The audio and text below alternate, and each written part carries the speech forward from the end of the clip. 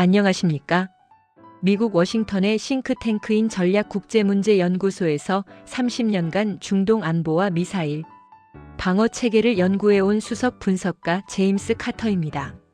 오늘 제가 여러분께 들려드릴 이야기는 지난 수십 년간 제가 목격했던 수많은 전쟁과 무기, 거래의 역사 속에서도 가장 기적적이고 가장 감동적이었던 어느 날 밤의 기록입니다. 이 이야기는 펜타곤의 비밀 서류함 깊은 곳에 사막의 방패라는 코드명으로 잠들어 있던 사건이기도 합니다. 여러분은 아마 뉴스를 통해 사우디아라비아가 한국의 미사일 요격 체계인 천궁2를 4조 원 넘게 구매했다는 소식은 들으셨을 겁니다. 하지만 그 계약서에 도장이 찍히기 직전 사우디의 사막 한가운데서 어떤 목숨을 건 드라마가 펼쳐졌는지는 아무도 모릅니다. 오늘 저는 그 감춰진 진실을 낱낱이 공개하려 합니다. 이야기의 시작은 2025년 10월 중동의 심장부인 사우디아라비아 리야드로 거슬러 올라갑니다. 당시 사우디의 상황은 그야말로 살얼음판과 같았습니다. 겉으로는 오일머니로 쌓아 올린 화려한 마천루들이 번쩍이고 있었지만 그 뒤편에서는 치열한 그림자 전쟁이 벌어지고 있었습니다. 사우디의 실권자인 빈 살만 왕세자는 석유 의존도를 줄이고 첨단 미래 도시인 네옴시티를 건설하겠다는 야심찬 계획 비전 2030을 추진 중이었습니다. 사막 위에 서울 면적의 44배에 달하는 거대한 도시를 짓는 단군 이래 최대의 역사였습니다.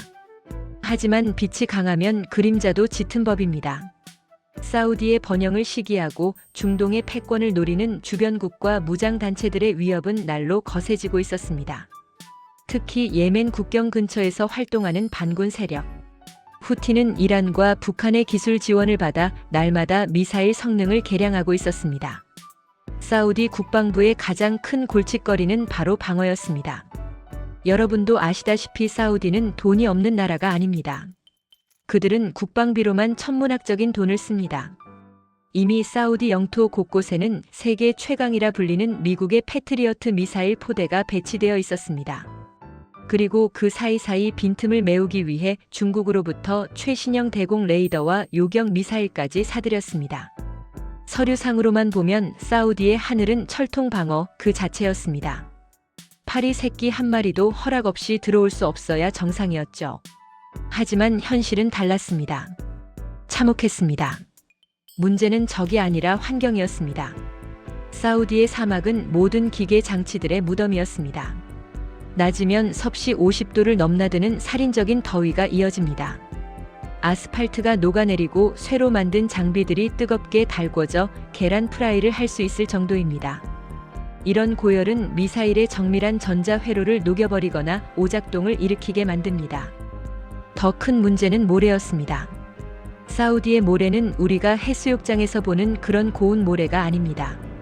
현미경으로 보면 마치 깨진 유리 조각처럼 날카롭고 미세한 입자입니다. 이 미세먼지 같은 모래가 바람을 타고 날아와 레이더의 회전축, 미사일의 발사관, 틈새, 냉각기 필터 속으로 파고듭니다.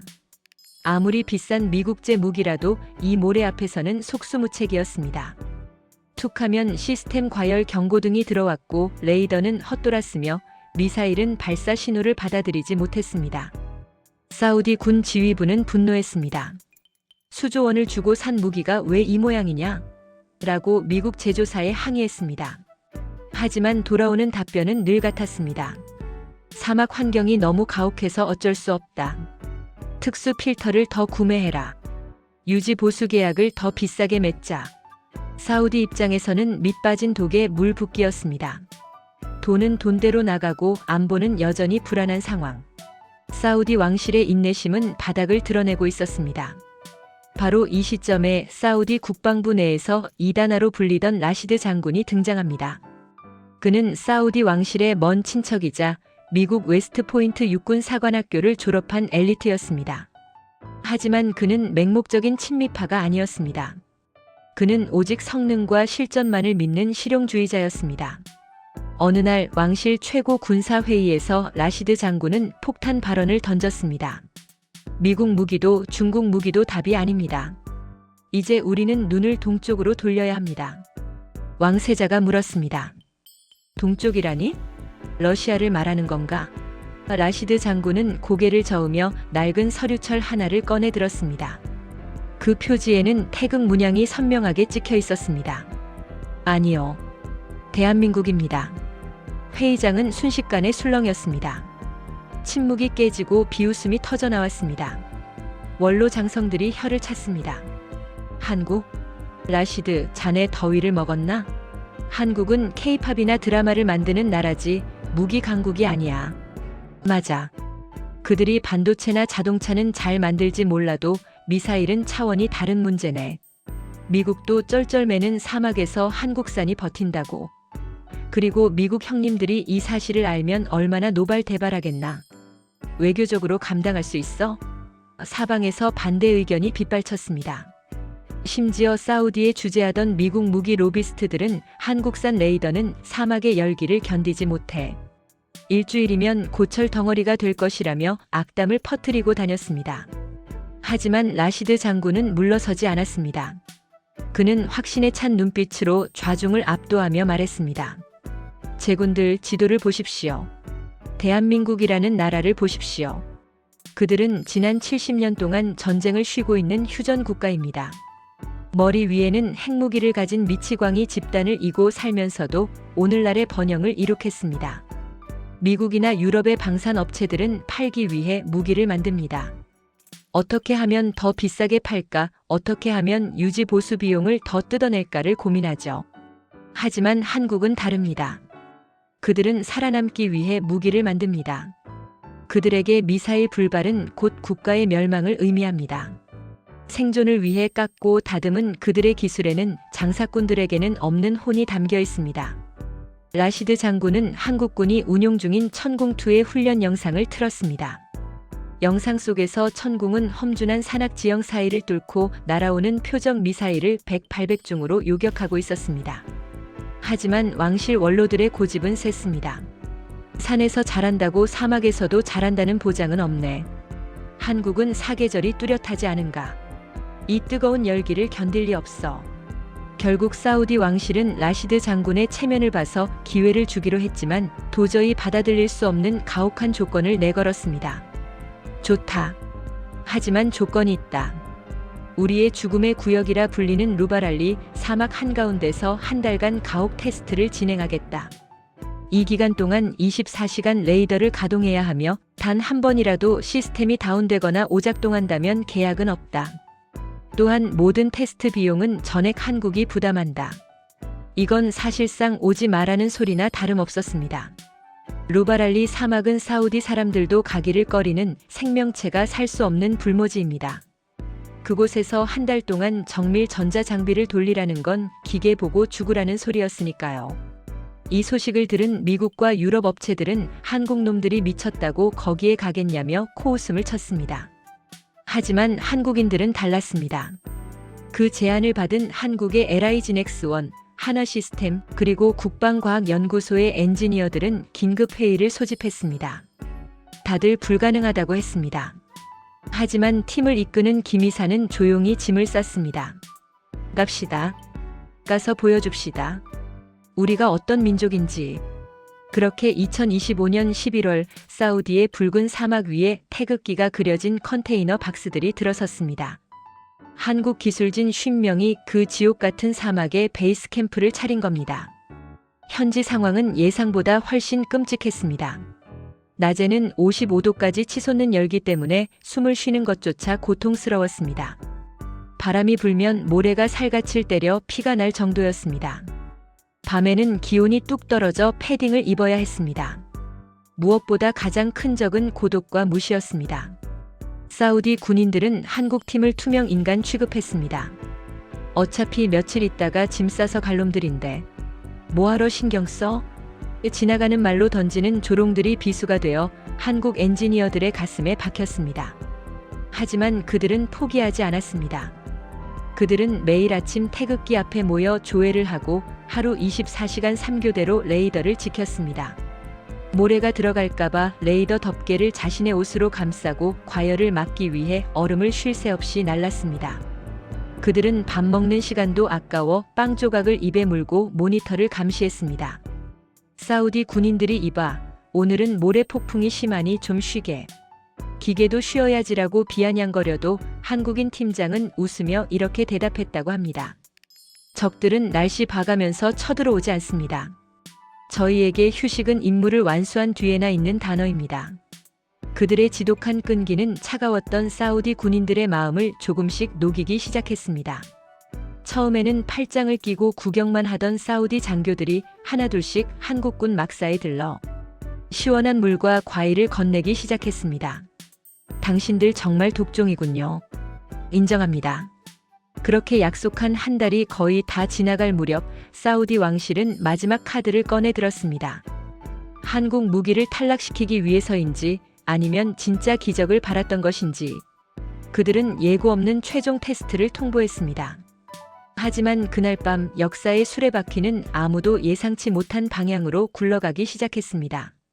이것이 단순한 테스트로 끝나지 않으리라는 것을 그때는 신 외에는 아무도 몰랐기 때문입니다. 2025년 12월 9일 사막에 해가 저물고 어둠이 깔리기 시작했습니다. 그날은 사우디 군이 한국 팀에게 예고한 모의 표적탄 요격 테스트 당일이었습니다. 하지만 하늘의 분위기가 심상치 않았습니다. 오후 늦게부터 시작된 거친 모래 폭풍, 일명 하부부가 사막 전체를 집어삼키고 있었습니다.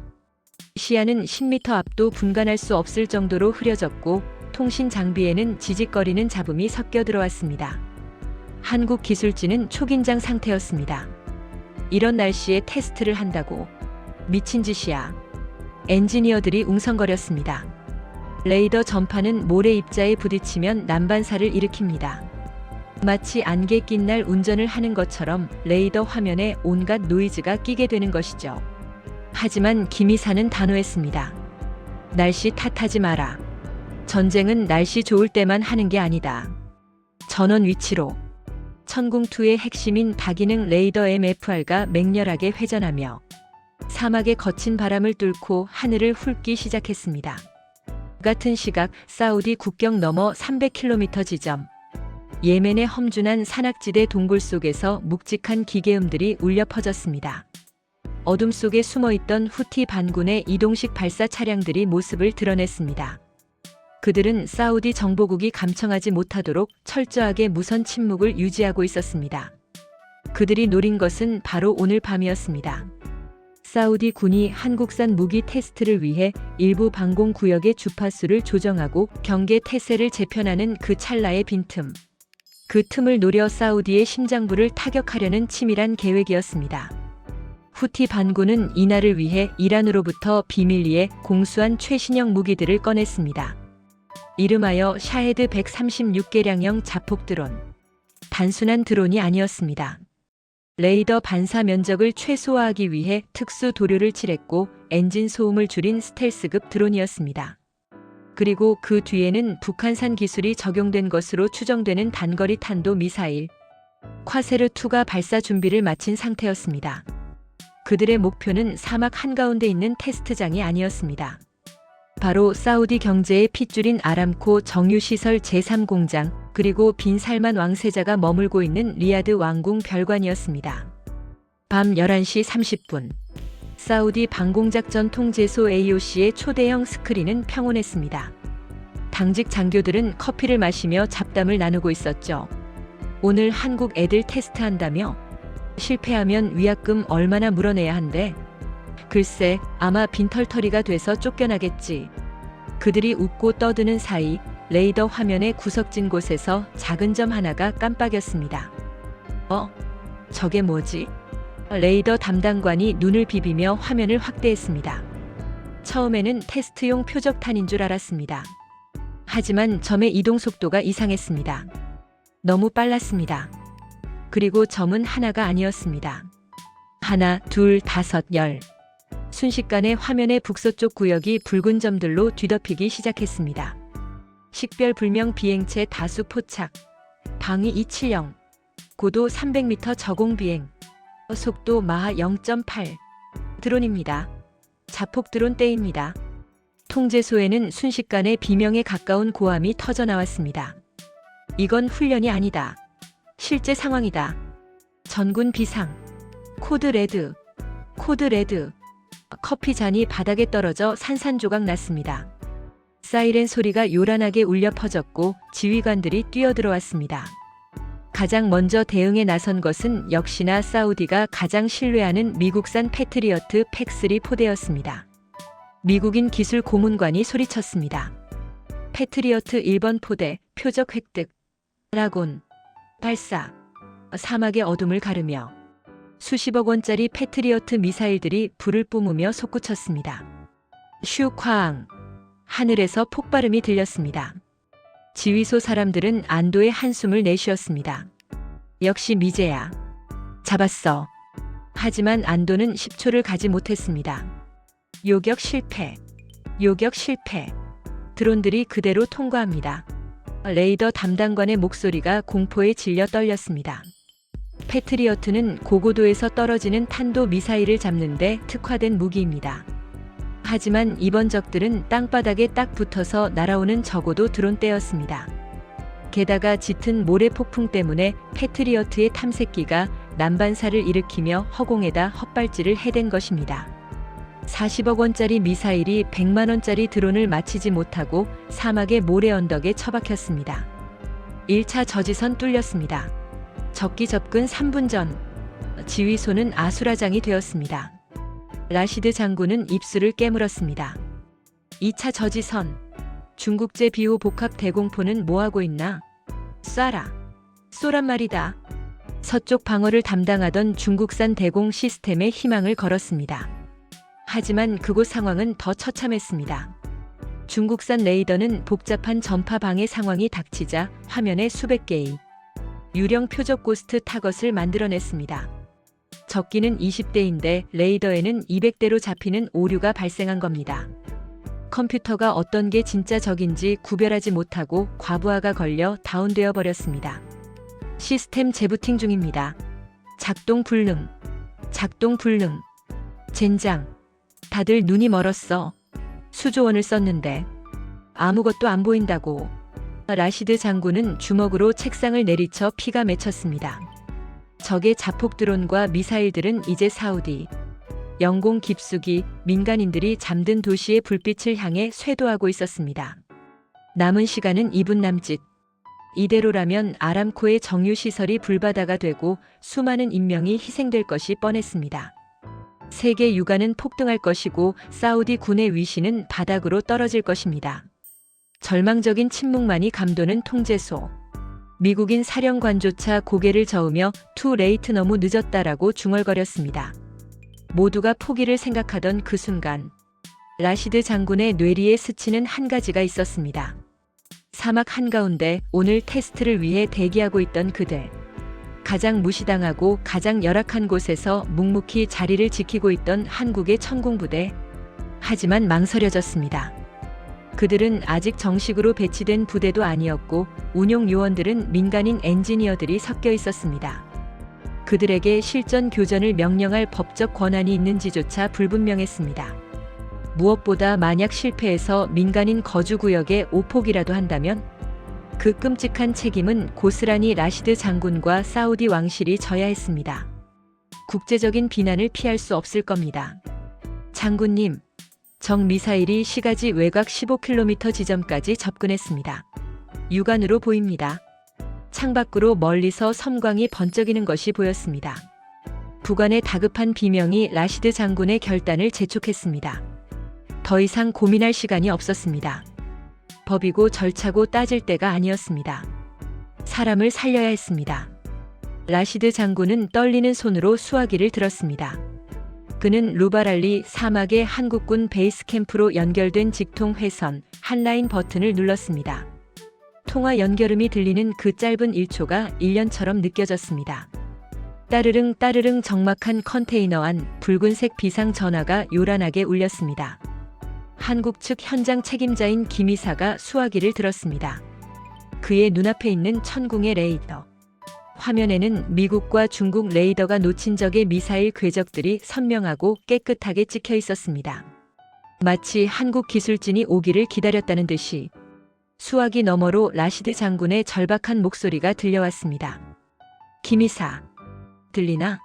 지금부터 내가 하는 말 잘 듣게. 이건 테스트가 아니네. 우리 방공망이 뚫렸어. 자네들의 도움이 필요하네.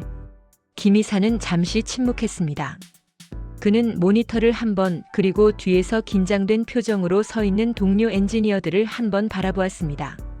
밤샘 근무에 지쳐 눈이 퀭하고 입술이 튼 얼굴들.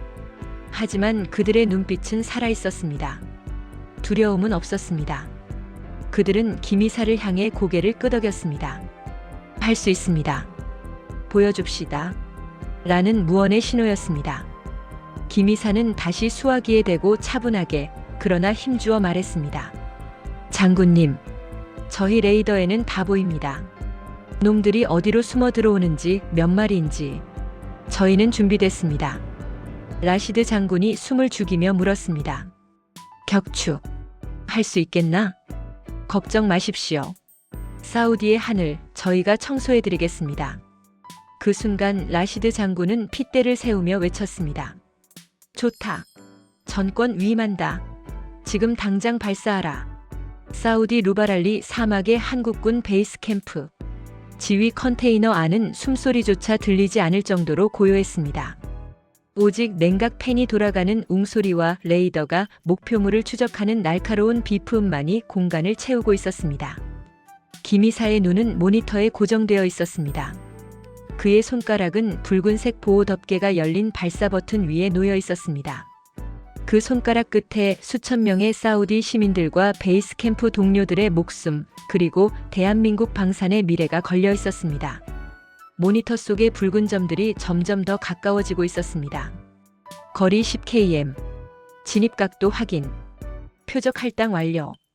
오퍼레이터의 보고가 떨어지자마자 김이사는 짧고 굵게 외쳤습니다. 전포대 교전 모드. 3, 2, 1. 발사. 그 순간 사우디 장교들이 숨을 죽이고 지켜보던 CCTV 화면에서 기이한 장면이 연출되었습니다. 툭하는 둔탁한 소리와 함께 천국 미사일이 발사관 밖으로 튀어올랐습니다. 그런데 불이 붙지 않았습니다. 일반적인 미사일이라면 발사관 안에서부터 시뻘건 화염을 내뿜으며 솟구쳐야 정상입니다. 하지만 천궁은 마치 샴페인 코르크 마개가 뽕 하고 튀어오르듯 허공에 붕 뜬 채로 잠시 멈춘 듯 보였습니다. 지켜보던 사우디 장교 중 한 명이 머리를 감싸쥐며 비명을 질렀습니다. 불발이다. 엔진이 안 켜졌어. 망했다. 저거 왜 저래? 떨어지잖아. 그들의 눈에는 그것이 명백한 실패로 보였습니다. 긴박한 순간에 고철 덩어리가 되어 땅으로 곤두박질 치는 것처럼 보였으니까요. 통제실은 순식간에 절망에 빠졌습니다. 하지만 그 절망이 환호로 바뀌는 데는 단 0.5초도 걸리지 않았습니다. 지상 10m 상공. 허공에 떠있던 미사일의 측면에서 작은 가스들이 치익하고 분사되었습니다. 미사일이 순식간에 기술을 적들이 날아오는 방향으로 휙 돌렸습니다. 마치 살아있는 생물처럼 말이죠. 바로 그 찰나였습니다. 쾅! 주 엔진이 점화되면서 시퍼런 화염이 사막의 어둠을 찢어발겼습니다. 미사일은 엄청난 속도로 가속하며 어둠 속으로 빨려 들어갔습니다. 이것이 바로 한국 기술의 정수, 콜드 런칭 콜드 론치였습니다. 이 기술이 왜 그토록 중요하냐고요? 기존의 미국 패트리어트처럼 뜨거운 열기로 발사하는 한 런칭 방식은 발사대의 방향을 적이 오는 쪽으로 미리 돌려놔야 합니다. 하지만 현대전은 적이 어디서 올지 모릅니다. 앞에서, 뒤에서, 옆에서 동시에 날아옵니다. 그 거대한 발사대를 적으로 돌리는 데만 수십 초가 걸립니다. 초음 속 미사일 시대의 수십 초는 이미 죽음을 의미합니다. 하지만 한국의 천궁은 발사대를 돌릴 필요가 없습니다. 수직으로 쏘아 올린 뒤 공중에서 미사일이 알아서 몸을 돌려 적을 찾아가니까요. 360도 전방위 방어.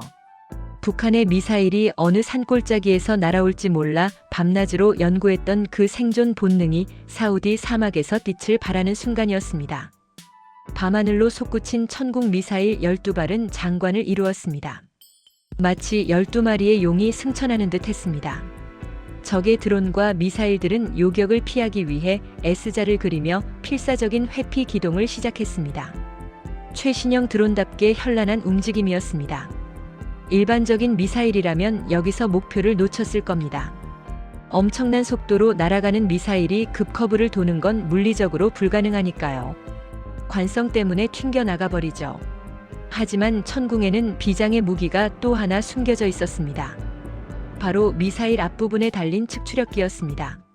쉽게 설명해 드리자면 미사일 옆구리에 달린 작은 로켓들입니다. 적 미사일이 오른쪽으로 급격하게 꺾으면 천궁은 왼쪽 옆구리에 로켓을 펑 터뜨려 반작용으로 순식간에 오른쪽으로 따라붙습니다.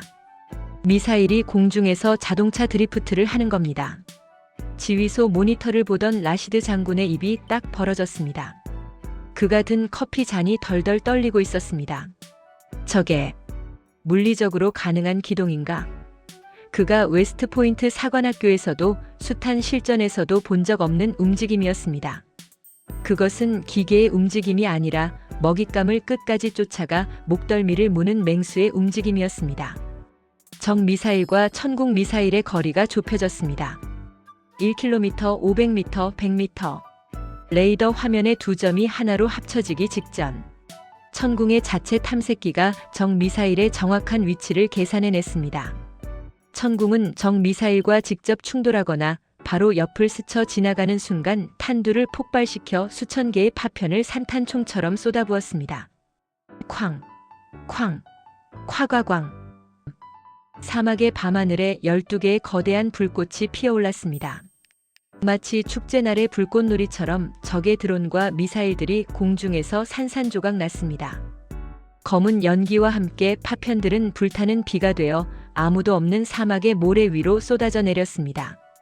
아람코 정유시설 위로 떨어지려던 마지막 미사일 하나까지, 민간인 거주 구역을 노리던 자폭 드론까지 완벽하게 소멸되었습니다. 전탄 명중, 타겟 클리어, 잔존 위협 없습니다.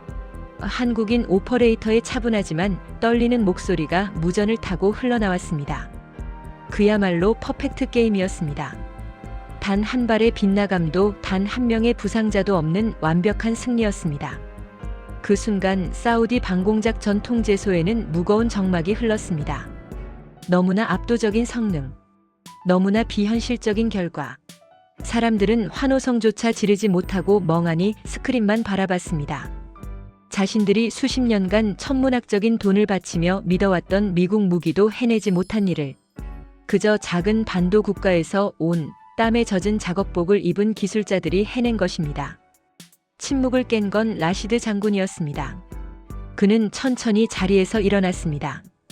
그리고 화면 속에 보이는 땀과 모래범벅이 된 기미사와 한국 엔지니어들을 향해 거수 경례를 붙였습니다. 군인이 민간인에게, 그것도 타국 기술자에게 경례를 하는 건 극히 드문 일입니다. 라시드 장군은 떨리는 목소리로 말했습니다. 알라의 가호가 그대들과 함께했다. 아니, 그대들의 기술이 알라의 뜻을 지켰다. 고맙다. 진심으로 고맙다. 나의 형제들. 그제야 사우디 장교들이 환호성을 질렀습니다. 서로 얼싸안고 모자를 집어 던지며 기뻐했습니다. 일부 장교들은 엄지손가락을 치켜 세우며 코리아, 코리아를 연호했습니다. 한국이 우리를 살렸다. 미국 무기 다 필요 없다. 한국 거 더 사와. 그날 밤 루바랄리 사막은 한국인들을 위한 축제의 장으로 바뀌었습니다. 현장에 있던 미국 군사 고문단조차 고개를 절레절레 흔들며 본국에 이런 보고서를 보냈다고 합니다. 오늘부로 사막의 주인은 바뀌었다. 패트리어트의 독점 시대는 끝났다. 한국의 천궁이 새로운 표준이다. 다음 날 아침 사우디아라비아 왕궁. 따사로운 아침 햇살이 비치고 있었지만 빈살만 왕세자의 집무실 분위기는 사뭇 진지했습니다. 그는 국방부로부터 올라온 간밤의 교전 보고서를 읽고 또 읽었습니다. 보고서의 첫 장에는 붉은색 글씨로 이렇게 적혀 있었습니다. 한국형 방공 체계 천궁2 적드론 12기 전략 요격. 아군 피해 0. 시설 피해 0. 요격률 100%. 왕세자는 믿을 수 없다는 듯 보고서를 덮으며 옆에 있던 국방장관에게 물었습니다. 이게 정말 사실인가? 과장이 섞인 건 아닌가? 국방장관이 상기된 얼굴로 대답했습니다. 전하, 제가 직접 CCTV 영상을 확인했습니다. 기적이라는 말밖에는 설명할 방법이 없습니다. 미국 패트리어트가 놓친 걸 한국이 다 잡았습니다. 왕세자는 잠시 창밖을 바라보았습니다. 멀리 건설 중인 네옴시티의 크레인들이 보였습니다. 그는 입가에 옅은 미소를 띠며 말했습니다. 우리가 그동안 허공에 돈을 뿌리고 있었군. 진짜 보석을 못 알아봤어. 그리고 즉시 지시를 내렸습니다. 당장 한국 대표단을 궁으로 초대해라. 내 최고의 손님으로 대우해라. 그리고 계약서를 다시 써라. 수량을 2배, 아니 3배로 늘려도 좋다. 이 사건 이후 사우디와 한국의 관계는 완전히 달라졌습니다. 단순히 물건을 사고 파는 비즈니스 관계가 아니었습니다. 사우디는 4조 원 규모의 천공2 계약서에 즉각 서명했습니다. 하지만 그게 끝이 아니었습니다. 우리의 꿈의 도시 네옴시티를 지킬 방패도 한국이 만들어달라. 우리의 차세대 전투기 개발에도 참여해달라. 방산을 넘어 건설, 에너지, 문화까지. 사우디에 굳게 닫혔던 문이 대한민국을 향해 활짝 열린 것입니다. 세계 군사 전문가들은 충격에 빠졌습니다. 미국의 권위 있는 군사 매체 디펜스 뉴스는 특집 기사를 통해 이렇게 분석했습니다. 한국의 무기는 카탈로그 속의 숫자가 아니다. 그들은 가혹한 환경과 실전 위협 속에서 단련된 진짜 백이다. 가성비가 좋아서 사는 게 아니다. 이제는 성능 그 자체로 세계 최고 수준이다. 반면 중국의 반응은 처참했습니다. 자국산 레이더가 결정적인 순간에 먹통이 되었다는 사실이 아름아름 퍼지자 중동 국가들 사이에서 중국 무기 주문 취소 사태가 도미노처럼 벌어졌습니다. 중국산은 믿을 수 없다. 한국산으로 갈아타자. UAE, 이라크, 루마니아 등 전 세계 각국에서 한국의 LI 지넥스1과 한화 시스템으로 러브콜이 쇄도하기 시작했습니다. 한국은 이제 방산의 삼성을 넘어 글로벌 안보의 파수꾼으로 당당히 자리매김하게 된 것입니다. 이제 긴 이야기를 마칠 시간입니다. 저는 가끔 워싱턴의 사무실에 앉아 세계 지도를 봅니다. 아시아의 동쪽 끝에 붙어있는 아주 작은 나라 대한민국. 불과 70년 전만 해도 전쟁의 폐허 속에서 미군이 버린 깡통을 주워 냄비를 만들던 나라였습니다. 소총 한 자루 만들 기술이 없어 남의 나라 무기를 빌렸으며 서러워하던 그 나라가 이제는 세계에서 가장 부유한 나라의 하늘을 지키고 전 세계의 평화를 수호하는 강대국이 되었습니다. 이 기적 같은 이야기는 누가 만들었을까요? 똑똑한 정치인? 유능한 외교관? 물론 그들의 노력도 있었겠죠. 하지만 저는 그날 밤 루바랄리 사막의 모래 폭풍 속에서 묵묵히 자리를 지켰던 이름 모를 엔지니어들을 기억합니다.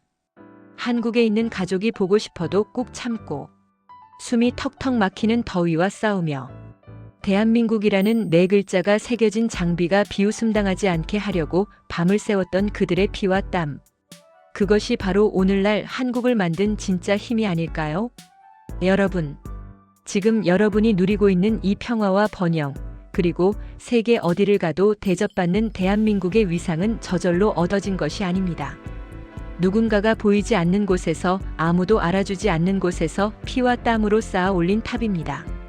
오늘 밤 뉴스에는 나오지 않겠지만 지금 이 순간에도 지구 어딘가 사막에서, 정글에서, 바다 위에서 한국의 기술자들이, 한국의 군인들이 대한민국의 이름을 걸고 치열하게 싸우고 있을 겁니다.